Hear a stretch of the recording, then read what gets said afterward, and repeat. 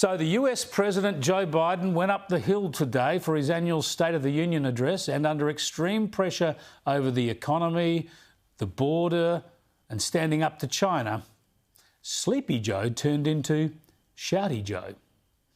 Name me a world leader who changed places with Xi Jinping. Name me one. Name me one. What the hell did he mean? I mean, imagine the poor diplomats at the Chinese embassy trying to interpret the meaning of that rant and sending it back to Beijing. There wasn't much new that came out of Biden's speech, and at least Biden seemed reasonably energetic. But he was barely coherent or consistent.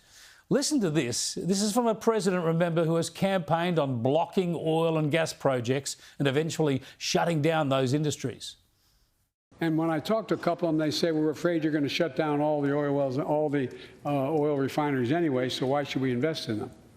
I said, we're going to need oil for at least another decade, and that's going to exceed and beyond that. We're going to need it.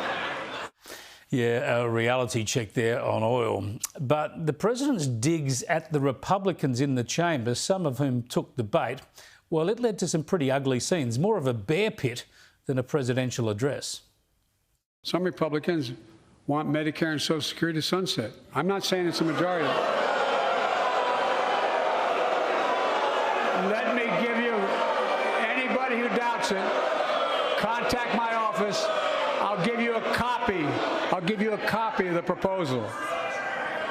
That means Congress doesn't vote. Well, I'm glad to see you. And I tell you, I enjoy conversion. Bottom line here is that while Biden promised to unite America, he's done nothing of the sort, and he shows no interest in doing so. He wants to demonise his opponents, and he even claims respect for democracy as some sort of partisan weapon. I reckon this State of the Union address shows what a divisive, unproductive and hyper-partisan 2 years we'll see until the next election. In other words, situation normal.